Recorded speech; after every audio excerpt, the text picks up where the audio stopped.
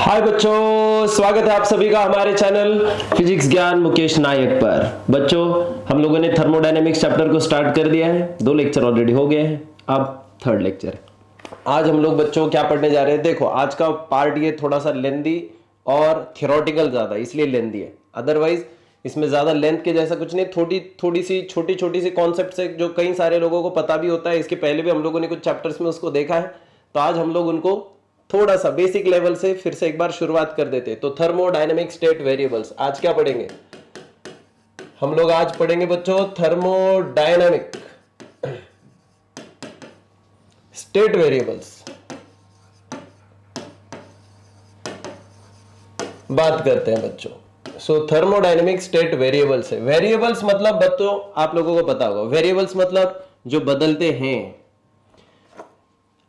Change होना। जब हम लोग बच्चों किसी भी सब्सटेंस को हीट कर देते हैं, सो क्या हो जाता है? Heat changes, what happens? May be the temperature changes. मतलब अगर पहले एक सिस्टम में हीट एनर्जी अगर हम लोगों ने दे दी या उसकी हीट एनर्जी को निकाल लिया, मतलब हीट एनर्जी का चेंज हो गया। कह सकते हो कि उसके वजह से टेम्परेचर में भी चेंज हो गया। एम आई राइट? हो सकता है उसके वजह से और भी कुछ चीजों में चेंज हुआ है। तो ऐसी कौन कौन सी चीजें हैं बच्चों जिसके ऊपर और भी इंपैक्ट हो गया होगा? किसका? थर्मोडायनेमिक स्टेट का। सो can I say as heat that is H और टेम्परेचर, क्योंकि दोनों साथ में काम करते हैं, बोथ और any one of them changes,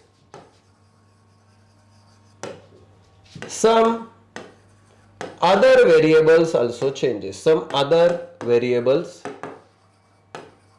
also changes, वो भी बदल जाते हैं बच्चों। कौन बदलता है लेकिन? ऐसा मान के चलो एक बलून है, बलून को आप लोग गर्म करते चल रहे हो, दबाना नहीं उसको, बस हीट करना है आसपास से। बेटा उसका वॉल्यूम बढ़ जाएगा, एक टाइम आ जाएगा वो फूट जाएगा। करेक्ट है कि नहीं? इसका मतलब क्या चेंज हुआ उसका? देखो, 2 चीजें चेंज हुई। वॉल्यूम की वजह से वॉल के ऊपर जो बलून की वॉल्स थी उनके ऊपर प्रेशर बढ़ गया। इसका मतलब यह है कि उसमें कुछ बदलाव आए थे। कुछ क्वांटिटीज जो है हम लोग इनको, जिनमें बदलाव आ रहा है, जिनको हम लोग ऑब्जर्व कर पाएंगे, उनको हम लोग कहेंगे मैक्रोस्कोपिक वेरिएबल्स। तो जो इजीली ऑब्जर्वेबल है बच्चों, इजीली ऑब्जर्व हो जाएंगे, तो उनमें से कौन कौन आता है हमारे पास? एक आता है प्रेशर, जिसको हम लोग इजीली मेजर कर सकते हैं। दूसरा बच्चों हमारे पास हो जाता है कि वॉल्यूम चेंज हो सकता है, सो जिसको हम लोग V से डिनोट करते हैं। ये छोड़ के और भी कुछ चीजें चेंज होती होगी, जैसे कि डेंसिटी बच्चों, डेंसिटी ऑफ द मटेरियल या डेंसिटी ऑफ द सब्सटेंस, जिसको रो से डिनोट करते हैं हम लोग, या मास, जिसको हम लोग चेक करते रहते हैं, मास। ये ऑब्जर्वेबल, ये मैक्रोस्कोपिक वेरिएबल ऑब्जर्विंग स्टेट से वेरिएबल्स है ये बच्चों, ये स्टेट वेरिएबल्स है। तो देखो बच्चों, ये थर्मोडायनेमिक स्टेट वेरिएबल्स है। कौन? प्रेशर, वॉल्यूम, डेंसिटी, मास, ये सारी चीजों को हम लोग इजीली मेजर कर सकते हैं। जिनको हम लोग मेजर कर सकते हैं ना बच्चों, वही हमारी कौन हो सकती है? हम लोग जिनको क्या कहते हैं बच्चों? State variables. तो स्टेट वेरिएबल्स कौन होते हैं? अगर मैं कहूं what are the state variables, so I can say any measurable और ऑब्जर्वेबल, मेजरेबल और ऑब्जर्वेबल क्वांटिटी, फिजिकल क्वांटिटी जो हीट से रिलेटेड होगी उसके बारे में बात कर रहे हैं। दूसरी चीजों के बारे में नहीं। जो हीट देने के बाद में क्या होती है बच्चों? इजीली जिसको हम लोग मेजर कर सकते हैं या जिसको ऑब्जर्व कर सकते हैं ना कि इसमें बदलाव आ रहा है, उसको हम लोग क्या कहेंगे मेरे दोस्तों? उसको हम लोग कहते चलेंगे स्टेट वेरिएबल। ओके बेटा, लेकिन क्या आपको पता है कि स्टेट वेरिएबल एक टाइप का नहीं होता है, इसमें भी 2 टाइप और आते हैं। तो कौन कौन से 2 टाइप है? चलो देखते हैं, थोड़ा सा ध्यान दीजिएगा। हाँ जी, थोड़ा सा आगे बढ़ो। इसमें स्टेट वेरिएबल्स को ही देख रहे हैं हम लोग, लेकिन स्टेट वेरिएबल में भी हम लोग उसमें 2 टाइप्स कर देते हैं। एक है बच्चों इंटेंसिव वेरिएबल्स होते हैं कुछ, इंटेंसिव स्टेट वेरिएबल्स। ये क्या होते हैं वो देखना है। और दूसरा है मेरे दोस्तों, वो है extensive state variables, extensive state variables. ठीक है, सबसे पहले अभी हम लोग देखते हैं कि इंटेंसिव स्टेट वेरिएबल्स कौन है। ठीक है, इंटेंसिव इंटेंसिव स्टेट वेरिएबल्स ये वो वेरिएबल्स है मेरे दोस्तों कि जो एक सेकेंड है बच्चों, ये एडजस्टमेंट कर लेता हूं मैं। Intensive variables are those variables which do not depends किसके ऊपर? On size of substance। अगर सब्सटेंस की साइज बढ़ा दी जाए तो कुछ ऐसी प्रॉपर्टीज है कि जिनको कोई फर्क नहीं पड़ेगा। उस वेरिएबल्स को देखो जो डू नॉट डिपेंड करता है साइज ऑफ द सब्सटेंस के ऊपर, तो सब्सटेंस की साइज उसके लिए मैटर कर रही है कि दोस्तों नहीं कर रही है। ऐसी कुछ क्वांटिटीज आप लोगों ने भी ऑब्जर्व की होगी, थोड़ा सा ध्यान करने की, याद करने की, या उसको इमेजिन करने की कोशिश करो। कुछ याद आ रहा है क्या आपको? कुछ समझ में आ रहा है क्या? अभी हम लोगों ने जो लिखा था मास, डेंसिटी, वॉल्यूम, प्रेशर वगैरह, ये जो है इनमें से ही कोई ना कोई होगा कि जो इंटेंसिव में आता होगा, कि उसको साइज से कोई फर्क नहीं पड़ता है। समझ रहे हो? जिसको साइज से कोई फर्क नहीं पड़ रहा, तो हमें उनके बारे में सोचना है कि जिनको साइज बदलने से कोई फर्क नहीं पड़ता होगा। तो उनमें हम लोग देखेंगे कि अगर सिस्टम की साइज, सब्सटेंस या सिस्टम भी कह सकते हो बच्चों हम लोग इसे, तो अगर सिस्टम की साइज या चेंज होने से जिसको फर्क नहीं पड़ता, उसमें कौन आता है बच्चों? सबसे पहले देखो प्रेशर। प्रेशर को कोई फर्क नहीं पड़ता बेटा कि कितना बड़ा सिस्टम है, उससे कोई फर्क नहीं पड़ता है। अगर सब्सटेंस वही है, साइज कितना भी बड़ा होने दो, उसका प्रेशर वही रहेगा। दूसरी चीज जिसको और इंपैक्ट नहीं होता है वो है बच्चों एक और चीज जिसको हम लोग क्या कहते हैं? टेम्परेचर। सबको पता है ये एक और चीज होती है। सब्सटेंस वही है ना, तो डेंसिटी भी वही रहेगी। सो कैन आई से डेंसिटी एज वेल? एयर लिया तो एयर ही रहेगा, वो वाटर लिया तो वाटर रहेगा, लेकिन उसका साइज बढ़ चुका है। सिस्टम का साइज बढ़ने से उसकी डेंसिटी थोड़ी ना कम ज्यादा होती है। साइज मैटर करती है कुछ दूसरे चीजों के लिए। जैसे अगर साइज बढ़ गया तो मास बढ़ गया होगा, है कि नहीं? सो एक्सटेंसिव वेरिएबल्स कौन है? एक्सटेंसिव वेरिएबल्स वो वेरिएबल्स हैं जो डिपेंड करते हैं, they depends on size of system या सब्सटेंसेस, जिनके बारे में हम लोग बात कर रहे हैं। ठीक है, तो अभी बच्चों देखो, अगर मेरे पास यहां पे कुछ सब्सटेंस है, कुछ गैस ले लिया, अभी यहां पे मैंने कंटेनर में ले लिया, उसका साइज छोटा है, लेकिन अगर मैंने समझो इस रूम को सिस्टम कंसीडर कर लिया, तो क्या मेरी सिस्टम की साइज चेंज होगी? डेफिनेटली चेंज होगी। तो रूम में अगर देखूंगा तो मास बढ़ गया होगा ना, डेंसिटी इसमें और गैस की डेंसिटी बाहर, दोनों में सेम है, टेम्परेचर भी सेम होगा, प्रेशर भी वही होगा, लेकिन किस में फर्क पड़ रहा है? मास में फर्क पड़ रहा है ना उसके, तो मास हैज चेंज्ड क्योंकि साइज चेंज हो गई। कैपिटल एम या छोटा एम से भी डिनोट कर सकते हो। एक और चीज होती है बच्चों जिसके ऊपर इंपैक्ट पड़ता है कि इंटरनल एनर्जी जो है उसके ऊपर भी इसका इंपैक्ट पड़ता है, और वो है यू। वो कौन है बच्चों? You, internal energy. क्योंकि जितना साइज चेंज हो जाएगा जिसके हिसाब से इंटरनल एनर्जी में भी चेंज हो सकता है। क्लियर है? तो दो टाइप के समझ गए आप लोग, एक इंटेंसिव, एक एक्सटेंसिव वेरिएबल। सो अभी हम लोग जिनके बारे में बात कर रहे थे वो थे वेरिएबल्स, स्टेट वेरिएबल्स। आपको पता होने चाहिए, ये सारे थ्योरेटिकल चीजें हैं, लेकिन हमको पता होना चाहिए। और जो चीज मैंने इसके पहले भी कही है कि अगर मैं कोई चीज पढ़ा देता हूं बेटा, हम लोग हार्डली एक दिन में 1 या 2 पेजेस खत्म कर सकते हैं। 2 पेजेस हमारे लिए, 2 पेजेस की रीडिंग करना बहुत मुश्किल है। क्या 2 पेजेस की रीडिंग हाफ एन आवर लेती है। शांति से पढ़ोगे, एकदम ढंग से, एकदम आराम से ही पढ़ना है, ज्यादा से ज्यादा और 10 मिनट लगेंगे, 40 मिनट्स मैक्स टू मैक्स। उतना भी नहीं लगता है, मैं बस बता रहा हूं आपको कि मैक्स टू मैक्स हमको एक फिजिक्स की कॉन्सेप्ट्स को समझने के लिए एक दिन में ज्यादा से ज्यादा 40 मिनट्स देने।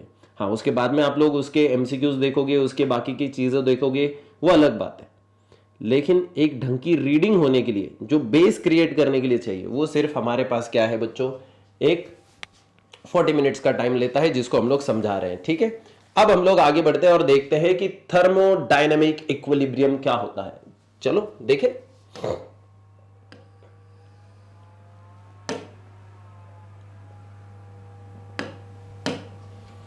सो लेट्स सी बच्चों, what is a thermodynamic equilibrium.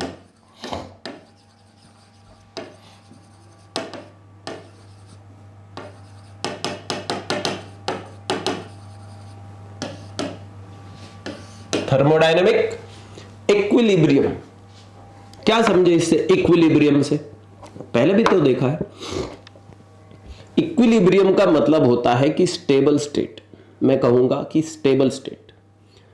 मुझे थोड़ा सा आसान शब्दों में अगर किसी भी चीज को समझना है ना, तो मैं उसको अपनी रूटीन लाइफ से कनेक्ट करने की कोशिश करते रहता हूं। जैसे कि एक एग्जाम्पल बताता हूं मैं आपको। अगर ये एग्जाम्पल हम लोगों को समझ जाए तो ये हमारा काम आसान हो जाता है बच्चों। देखो, सिंपल चीज है। अगर कोई बंदा बहुत खुश है, क्या है बच्चों? खुश है। जैसे समझो, अगर मान के चलो कि आप लोग हो अभी नीट जेई जो भी दे रहे हो, और आफ्टर 12th जैसे आपका जेई का या नीट का या किसी भी चीज का अगर रिजल्ट आ जाए, आप लोग कंप्यूटर पे बैठे हो और आप लोग आपका रिजल्ट देख रहे हो। जैसे आप लोग रिजल्ट देखते हो और आपका अगर नाम आ गया और आईआईटी सेलेक्ट हो गया, या तो फिर किसी एम्स जैसे कॉलेज में आप सेलेक्ट हो गए, या कोई भी चीज जो आप करना चाहते थे, जो आपका ड्रीम है, वहां पे आपको सिलेक्शन हो गया, what will happen to you? एकदम नॉर्मल से घर पे जाओगे, हाँ हाँ मैं सेलेक्ट हो गया, कोई नहीं कोई नहीं, ऐसा रहेगा क्या आपका? नहीं। You will be to excited, right? Because you get the energy, you get energised कि हाँ ये चीज आपको एक हैप्पीनेस, सैडनेस, ये नथिंग बट द एनर्जीज है, राइट? मैं उसको अपनी रूटीन लाइफ से कनेक्ट करता हूँ। फिजिक्स को मैं अपनी रूटीन लाइफ से कनेक्ट करता हूँ। So these are also the kind of the energies we get. जैसे रिजल्ट आ गया हम खुश हो जाते हैं, लेकिन जैसे हम लोग खुश हो जाते हैं, जैसे हम लोग एनर्जाइज हो जाते हैं, हम लोग क्या कर देते हैं बच्चों? खुशी के मारे भागेंगे। जैसे कोई क्रिकेट का प्लेयर होता है, अगर उसको विकेट मिल जाए बच्चों कितना खुश हो जाता है वो। किसी प्लेयर का 100 हो जाए कितना खुश हो जाता है। कुछ कुछ बॉलर तो मतलब विकेट मिलने पे पूरा ग्राउंड का चक्कर मार के आ जाते हैं। वो एक अफ्रीका का प्लेयर है जिसको मैंने देखा था, वो तो पूरे ग्राउंड का चक्कर मार के आता है। एट द एज ऑफ 42 है वो, अभी भी खेल रहा था। तो देखो इतना कुछ अगर हो सकता है तो वो स्टेट है एक्साइटेड स्टेट, करेक्ट है? लेकिन वो भागा क्यों? उससे क्या मिला उसको? After certain time he becomes calm. After doing that, after performing that. अगर गुस्सा है तो शिट करेंगे, ये करेंगे, वो करेंगे, ऐसा वैसा गुस्सा निकाल के, कुछ लोग तकिए पे गुस्सा निकालते, जहां पे भी कहीं हो, वो भी एक निगेटिव टाइप का भी हो, लेकिन वो एनर्जी का स्टेट है, वो भी एक एनर्जी। तो कुछ भी करके आप एनर्जी को स्पेंड करना चाहते हैं और शांत होना चाहते हैं। शायद तकिए को मार के भी मैं शांत हो रहा हूं, और शायद ग्राउंड भर भाग के खुशी के मारे वो भी मैं शांत हो रहा हूं। So what I try to attain is that state of stability, calmness, peacefulness, right? वैसे ही सब्सटेंसेस नॉर्मली कोई भी चीज हो वो हमेशा किस चीज में रहना चाहता है? स्टेबिलिटी में रहना चाहता है। उसी स्टेट को हम लोग कहते हैं बच्चों इक्विलिब्रियम। अब मैंने ये बहुत मेरे हिसाब से बता दिया, अब आपके ऊपर है कि आपको ये समझ में आ रहा है कि नहीं। हमें इक्विलिब्रियम हमारे माइंडसेट का नहीं देखना, इमोशंस का नहीं देखना, हमें देखना है फिजिकल, और उसमें भी खास करके थर्मोडायनामिक। 3 टाइप के बेटा इक्विलिब्रियम होते हैं। कितने टाइप के इक्विलिब्रियम है बेटा? 3 टाइप्स के इक्विलिब्रियम। तो उसमें से सबसे पहला टाइप का इक्विलिब्रियम कौन है? तो उसको हम लोग कहते हैं बच्चों मैकेनिकल इक्विलिब्रियम। कौन है? Mechanical equilibrium. What is a mechanical equilibrium? देखो बच्चों, जब भी कभी कोई एक्सटर्नल वर्क डन हो जाता है और अनबैलेंस्ड फोर्स एक्ट करते रहते हैं, तो देयर इज अ चेंज। अगर कोई एक्सटर्नल वर्क हुआ ही नहीं, या कहो कोई एक्सटर्नल फोर्स लगा ही नहीं जो कि अनबैलेंस्ड फोर्स होगा, तो मैं कह सकता हूं कि कोई भी सिस्टम में स्टेबिलिटी में फर्क नहीं आएगा, तो वो स्टेबिलिटी में ही रहेगा if there is no unbalanced force been acting. So can आई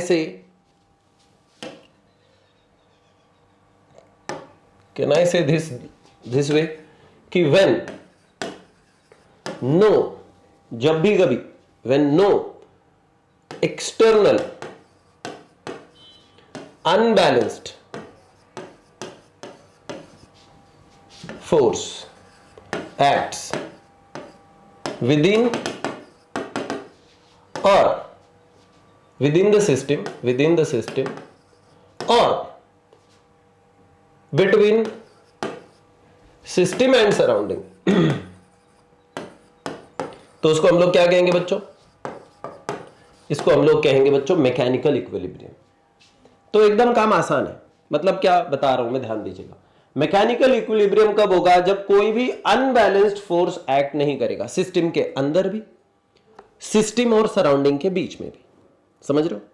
तो सिस्टम और सराउंडिंग के बीच में कोई भी मैकेनिकल इक्विलिब्रियम नहीं है अगर कोई भी एक्सटर्नल फोर्स नहीं। जैसे अगर मान के चलो कि यहां पे एक सिलेंडर है, यहां पे क्यों देखने का है, इधर। अब अगर मैंने बाहर से अनबैलेंस फोर्स लगा दिया, सिस्टम के अंदर का कुछ ना कुछ बदलाव होगा, बदलाव तो होगा definitely, there will be the no equilibrium then. या मैंने इसको अगर बाहर खींचा तो भी चेंज हो जाएगा। सो इसको बदलाव नहीं चाहता हूं मैं बीच में अगर कोई, क्योंकि मैंने अनबैलेंस फोर्स एक्ट किया है सिस्टम के भीतर या सिस्टम के और सराउंडिंग के भीतर, तो हम लोग कहेंगे वो मैकेनिकल इक्विलिब्रियम में है। ठीक है बच्चों, क्लियर है ये।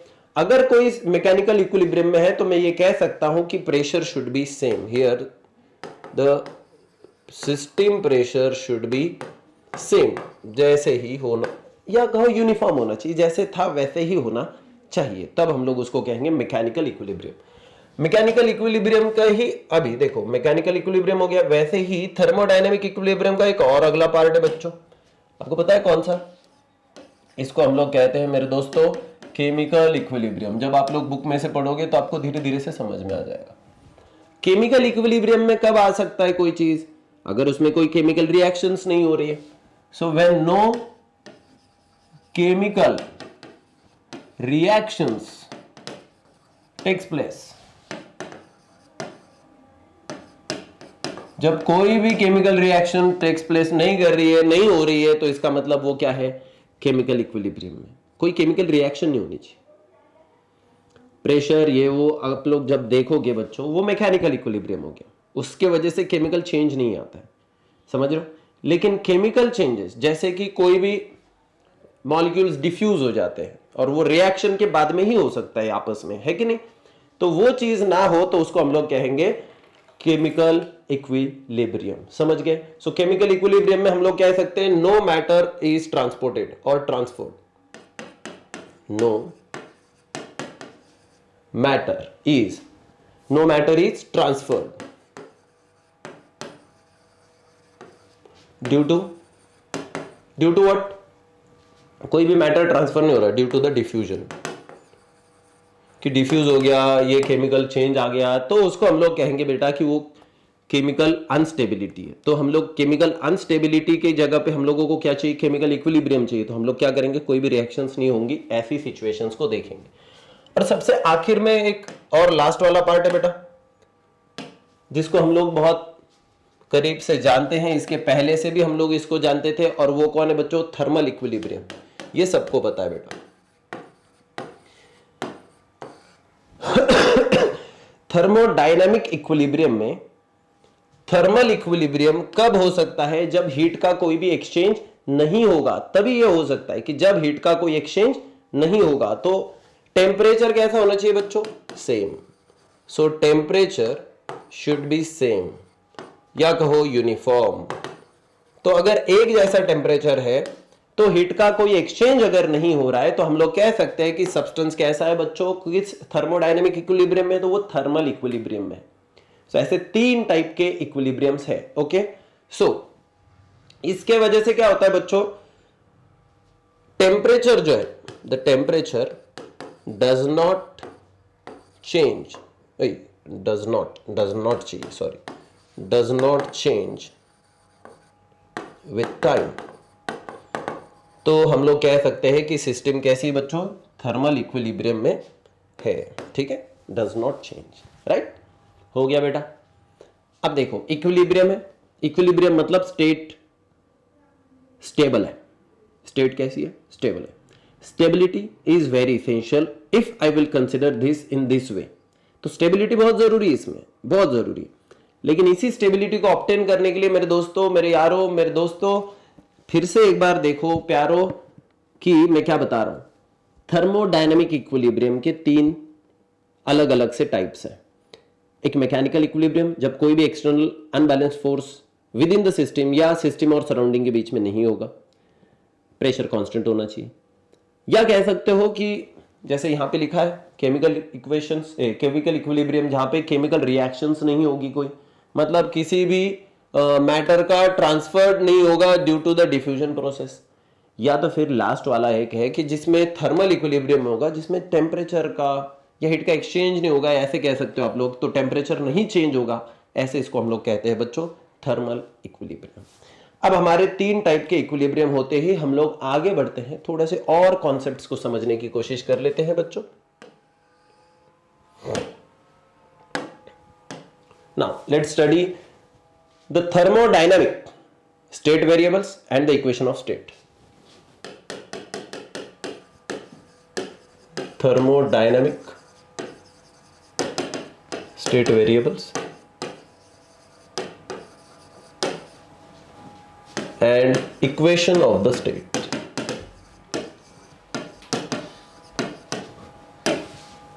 And equation of the state. तो जब अब हम लोग अभी इक्वेशंस के बारे में बात करेंगे, या तो फिर हम लोग किसके बारे में बात कर रहे हैं बच्चों,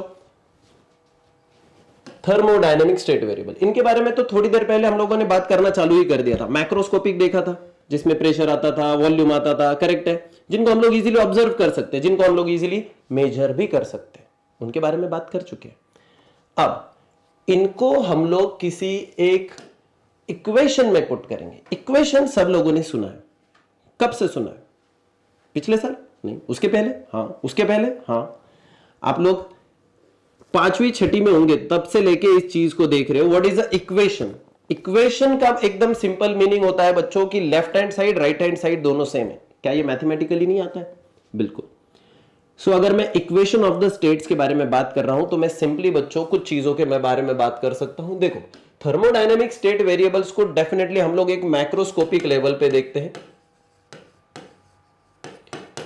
मैक्रोस्कोपिक वेरिएबल से जो हम लोग ऑलरेडी बात कर चुके हैं बच्चों, उनमें ज्यादा वापस से रिपीटेशन करने में कोई पॉइंट नहीं है। लेकिन अगर कोई सिस्टम जिनमें जैसे कि मैक्रोस्कोपिक में आप लोगों ने देखा है प्रेशर आता है, वॉल्यूम आता है बच्चों, टेम्परेचर आता है बच्चों, जिनको हम लोग इजीली मेजर कर सकते हैं, मास आता होगा, डेंसिटी आता होगा, मास वगैरह ये सब ये इसमें आते हैं, ठीक है।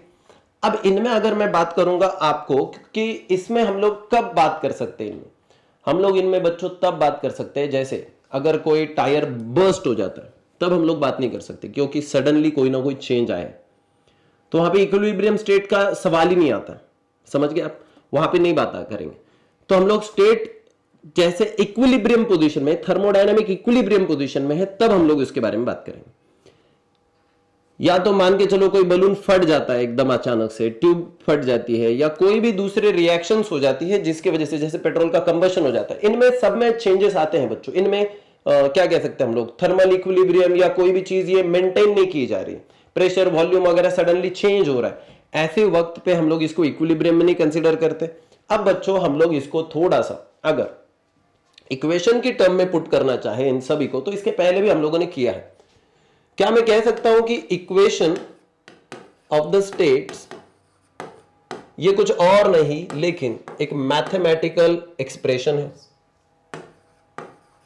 ये क्या है बच्चों?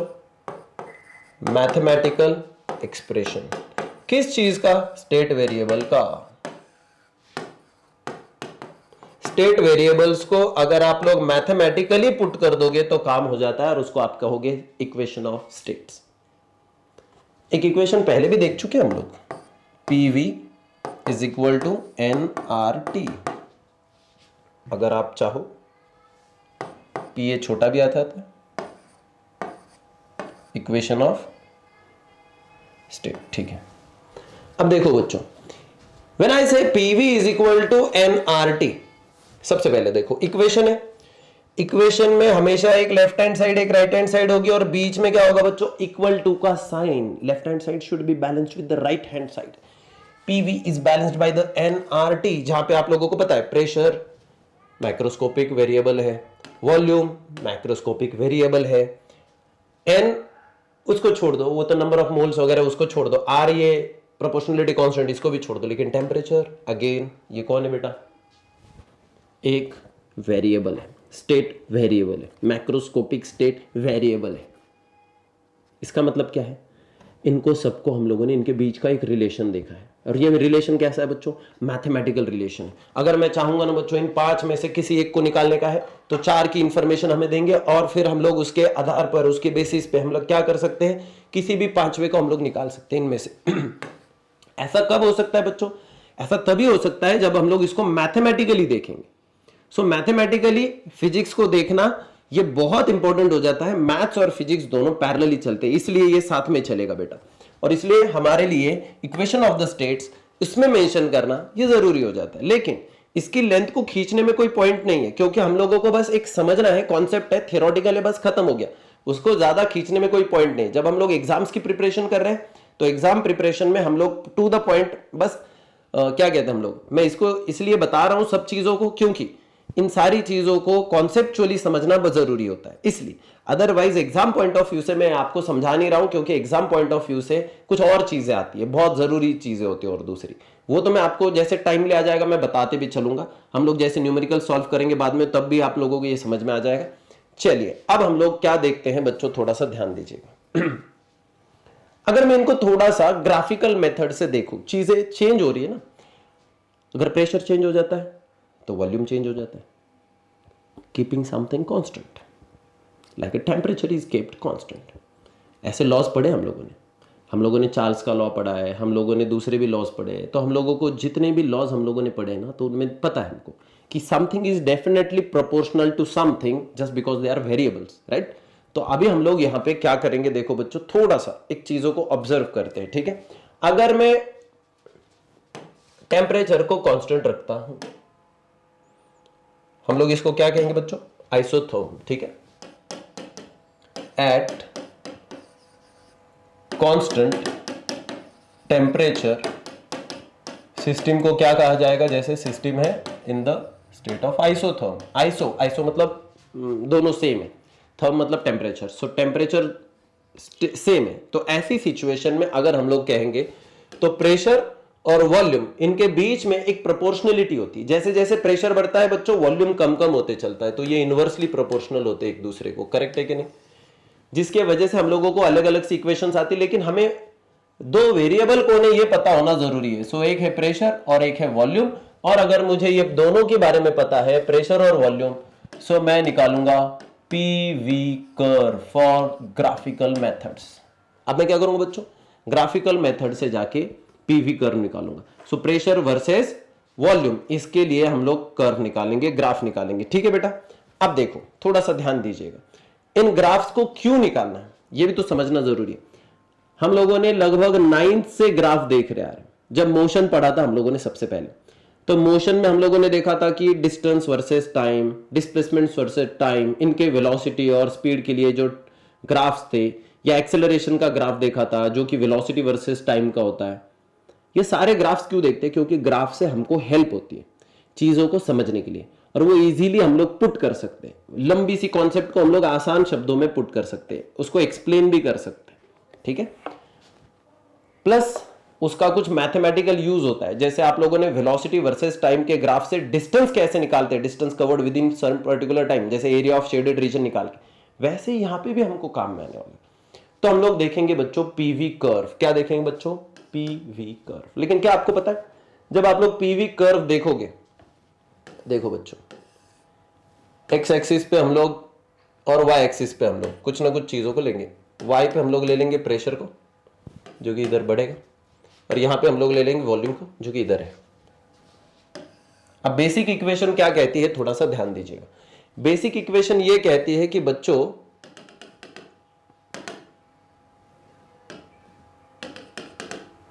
ठीक है, अब ध्यान दीजिएगा, कोई भी कहीं पे भी अगर किसी भी चीज को ले लेंगे कोई इशू नहीं है, बस आप लोगों का ध्यान होना बहुत जरूरी है। मैं बेसिक चीज को बताने जा रहा हूं, बेसिक चीज को कहीं पे भी ले लेंगे, मतलब हम लोग बस पहले अभी कहीं से भी पॉइंट से स्टार्ट कर देते हैं, यहां पे स्टार्ट कर देते हैं, ठीक है।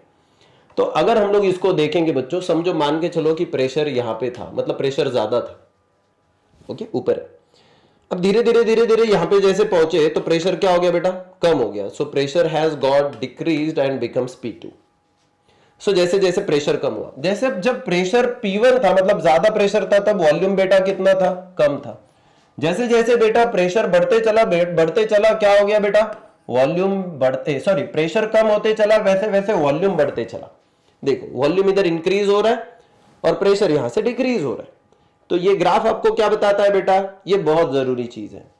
ये ग्राफ हमें कुछ चीजों को बताता है, समझाता है। हमें उसी चीज को समझना है कि जब मैं इसको यहां से एक एरिया को, इस एरिया को शेड करूंगा, so area of shaded region हमें क्या देता है मेरे दोस्तों, gives you the amount of work done during this volume change. इस वॉल्यूम चेंज के दौरान कितना वर्क डन हुआ है ये बताने का काम हमें कौन कर रहा है, ये ग्राफ कर रहा है। मैं फिर से बताऊं, वॉल्यूम V1 था, वॉल्यूम V2 बन गया। जब वॉल्यूम में चेंज आया, वॉल्यूम में चेंज ही क्या होता है बच्चों, आपको पता है वर्क डन क्या होता है? क्या हमें पता नहीं है वर्क डन क्या होता है? हमें बिल्कुल पता है। और वर्क डन होता है बच्चों integration from VI to VF into DW। क्या हम लोग नहीं कह सकते इसको कि बेटा ये VI से लेके VF, लेकिन ये कौन होता है बच्चों, PdV, जिसमें से प्रेशर अगर मैं यहाँ पे इसको वेरिएबल बोल के ना कंसिडर करो और हमारा वेरिएबल रहेगा बच्चों वॉल्यूम, तो हम लोग क्या कह सकते हैं, dV हमारा वो चेंज है ना। तो अगर हम लोग ऐसे कहेंगे कि इसको अगर मैं देखता हूं तो ये तो वर्क डन देगा।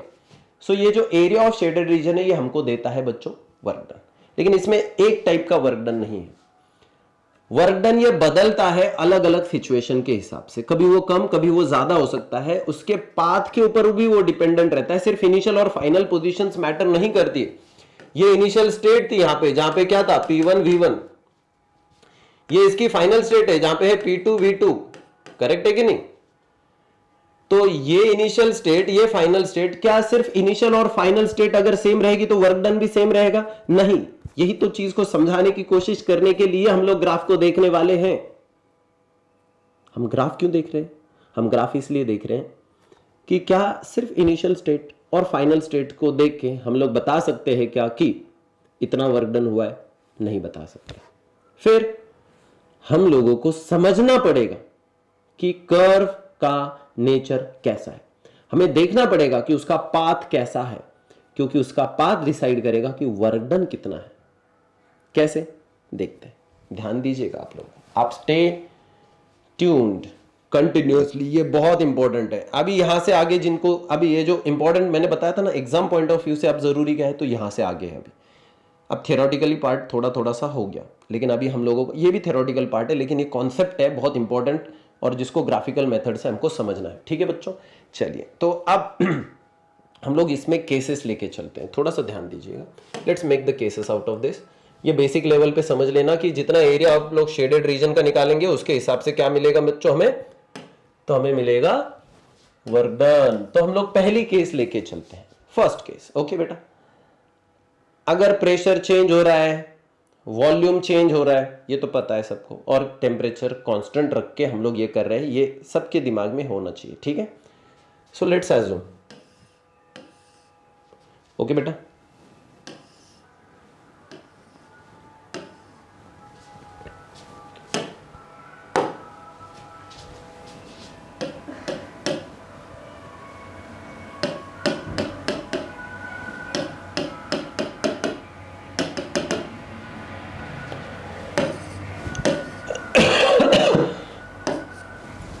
अब मेरी बात सुनो बेटा, सबसे पहले प्रेशर इतना था, बाद में प्रेशर इतना हो गया, इतना इतना बाद में देखेंगे हम कितना कितना। ठीक है, पहले वॉल्यूम इतना था, बाद में बच्चों वॉल्यूम हो गया इतना, इतना इतना कितना बाद में देखेंगे बच्चों हम लोग। पहले इधर ध्यान दो, ये है P1 V1, ये है P2 V2, करेक्ट है कि नहीं?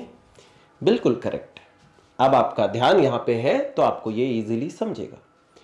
प्रेशर का क्या हो रहा है मेरे बच्चों, पहले प्रेशर ज्यादा था, ये देखो हायर लेवल पे था, बाद में प्रेशर डिक्रीज हो गया बेटा और यहां पे पहुंच गया, देखो यहां पे पहुंच गया।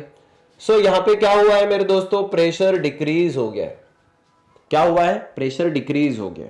प्रेशर कब डिक्रीज होता है, जब आप पिस्टन को पीछे ले लेते हो। क्या कर देते हो, पिस्टन को पीछे। लेकिन जैसे ही हम लोगों ने, देखो पिस्टन पहले यहां पे था, अब हम लोगों ने उसको पीछे ले लिया, करेक्ट है ना? तो हम लोगों ने अभी पिस्टन को पीछे ले लिया। सो पिस्टन कहां मूव हुआ बेटा, आउट। सो पिस्टन मूव्स आउटवर्ड्स, जिसके वजह से क्या होगा बेटा, गैस का एक्सपांशन होता है। क्या होता है बच्चों, एक्सपांशन होता है। सिस्टम का कह सकते हो आप लोग। सो सिस्टम एक्सपांड होगी। जब सिस्टम एक्सपांड होगी, अब यहां का ये जो वॉल्यूम था बेटा, ये वॉल्यूम अब क्या हो गया है, बढ़ गया है। तो मैं कह सकता हूं क्योंकि जब प्रेशर डिक्रीज हो गया और वॉल्यूम बढ़ गया है, तब सवाल यह है कि जो वर्क डन है हमारा, ये जो वर्क डन है, जो डी डब्ल्यू जो डी डब्ल्यू है from V I to V F, या हम लोग कह सकते हैं कि ये प्रेशर और वॉल्यूम के बेसिस पे हम लोग देखते हैं इसको। तो मुझे बताओ बच्चों कि वॉल्यूम फाइनल बड़ा है कि इनिशियल बड़ा है? फाइनल ज्यादा है। देखो ये इधर फाइनल बड़ा है, इनिशियल छोटा है। तो नॉर्मली जब हम लोग इसको देखते हैं तो ये क्या होता है बच्चों? V F minus V I, correct है कि नहीं? बड़े में से छोटे को माइनस कर दो, V2 माइनस V1, तो फाइनल वाला V2 है। अब V2 बड़ा है, बड़े में से छोटे को माइनस करोगे तो क्या हो जाएगा बेटा? पॉजिटिव नंबर आएगा, पॉजिटिव नंबर। और इसलिए क्या मैं कह सकता हूं ऐसा कि जब ऐसा होता है तो वर्क डन ये पॉजिटिव है? कह सकता हूं क्या? हम लोगों ने कह दिया, हम लोगों ने बता भी दिया और हम लोगों ने इसको प्रूव भी कर दिया। इजंट इट सो सिंपल है कि नहीं? तो देखो बच्चों, अगर मैंने क्या किया, सबसे पहले अगर मैंने प्रेशर को रिड्यूस कर दिया, मतलब पिस्टन को बाहर ले लिया, प्रेशर जैसे ही कम हो गया बेटा, क्या हो गया? वॉल्यूम बढ़ गया। प्रेशर कम, वॉल्यूम बढ़ गया। ये सिचुएशन में वर्क डन जो होता है वो पॉजिटिव वर्क डन है। ठीक है, समझ गया आप? तो जब पिस्टन के ऊपर वर्क डन हो रहा है तो वो पॉजिटिव है। ठीक है, जब या कहो सिस्टम जब पिस्टन के ऊपर वर्क डन कहती है तो उसको हम लोग कहेंगे पॉजिटिव वर्क डन। ओके बेटा, ये होगी पहली सिचुएशन। अब हम लोग एक मान के चलते हैं कि दूसरी सिचुएशन लेके चलते हैं बेटा। चलिए आगे बढ़ते हैं, इसको मूव कर लेते हैं। Now let's take second case कि अगर मान के चलो क्या होगा बेटा, एक्सपांशन की जगह पे अगर कंप्रेशन हो गया, अगर कंप्रेशन हो गया तो क्या होगा? अब अगर कंप्रेशन हो जाएगा तो प्रेशर बढ़ जाएगा ना। तो देखो बेटा, पॉइंट्स तो वही रहेंगे, हम लोग बात करेंगे इसके ऊपर, लेकिन इधर से इधर जाएंगे।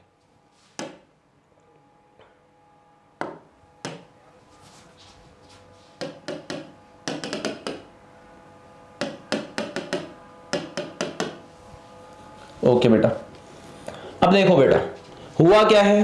अब होगा बेटा कि समझो मान के चलो कि पिस्टन यहां पे था, लेकिन अब पिस्टन कहां चला गया बेटा? हम लोगों ने उसको दबा दिया और इधर ढकेल दिया। सो इजंट इट अ कॉम्प्रेशन?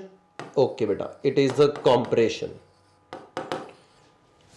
इधर का वॉल्यूम देखो बेटा और इधर का वॉल्यूम देखो, वॉल्यूम तो क्या हो चुका है? कम हो चुका है। So volume had got decreased, volume कम हो गया। लेकिन ये कब हुआ वॉल्यूम कम? जब प्रेशर क्या हुआ था बेटा? बढ़ गया था। So pressure was got increased. तो देखो पहले प्रेशर इधर था सो ये है P1, बाद में प्रेशर बढ़ के इतना हो गया तो प्रेशर हम लोगों ने बढ़ा दिया। तो ये ग्राफ जाता है बच्चों ऐसा, लाइक दिस। तो जब प्रेशर 1 था इधर, वॉल्यूम 1 था, ये वॉल्यूम 2 था। अब बेटा देखो कि वर्क डन पॉजिटिव होगा कि निगेटिव होगा? वर्क डन क्या होता है बेटा? P into V F minus V I. अब अगर मैं जब देखूंगा, नंबर्स चेक करूंगा, वी एफ है फाइनल, फाइनल वाला जो अगर देखोगे वॉल्यूम कितना, इतना इतना सा छोटा है, और अगर वॉल्यूम 2 देखोगे तो ये तो बड़ा है। अगर छोटे में से बड़े को माइनस कर दो तो क्या हो जाएगा बेटा? ये तो निगेटिव आ जाएगा, निगेटिव वर्क डन। सो कहना इसे निगेटिव वर्क डन होगा अगर सिस्टम कॉम्प्रेस होती है तो। सो सिस्टम कॉम्प्रेशन के साथ में क्या आता है बच्चों? Negative work done. तो हमारा वर्क डन कैसा हो जाएगा बेटा? निगेटिव हो जाएगा। कब? जब कंप्रेशन हो जाएगा, पिस्टन सिस्टम के ऊपर काम कर रहा है तो। ठीक है, पिस्टन क्या कर रहा है? सिस्टम को कंप्रेस कर रहा है, तब ऐसा होता है। सो जब सिस्टम के ऊपर काम होता है तो निगेटिव, जब सिस्टम खुद काम करता है किसी और के ऊपर तो हो जाता है पॉजिटिव। आ गया बेटा, सिंपल सी चीज है। चलिए अब इसको हम लोग एक और थर्ड केस के हिसाब से भी देखते हैं, थोड़ा सा आगे बढ़ेंगे, इजीली समझ में आ जाएगा हम लोगों को, कोई बड़ी मुश्किल बात नहीं बेटा। और आप लोग तो वैसे भी होशियार बच्चे हो, तो आप लोगों को तो बस सिर्फ ध्यान ही देने की जरूरत है और आप लोग समझ भी जाओगे।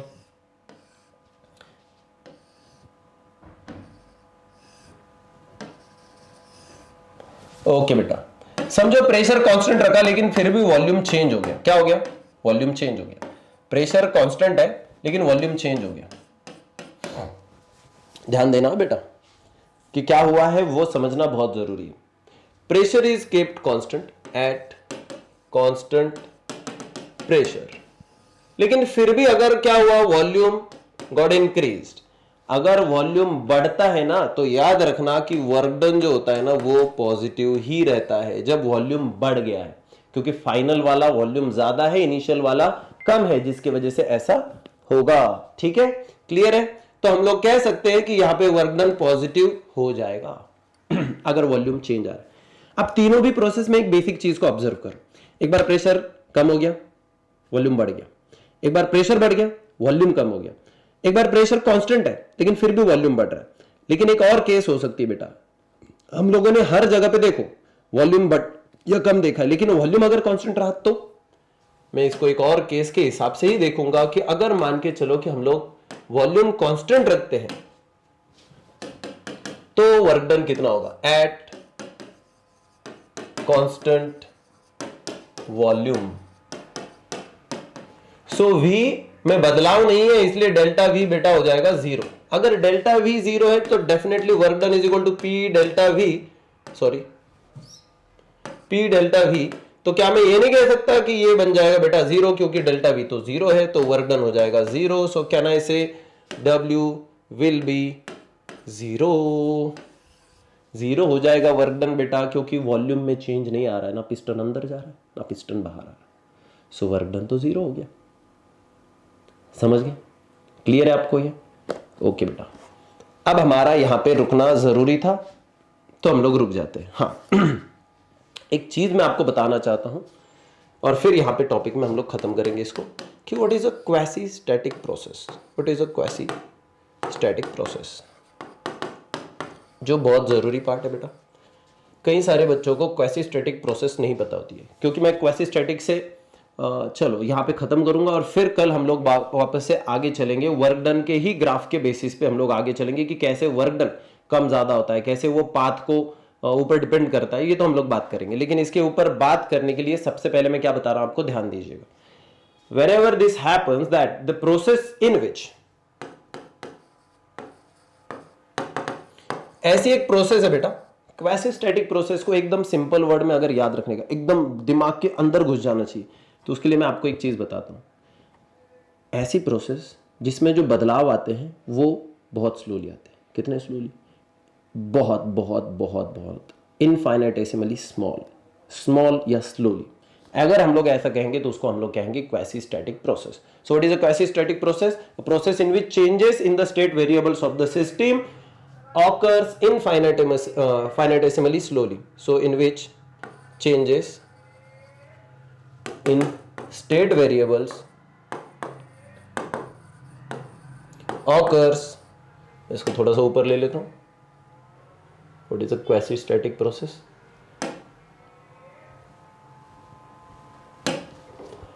Occurs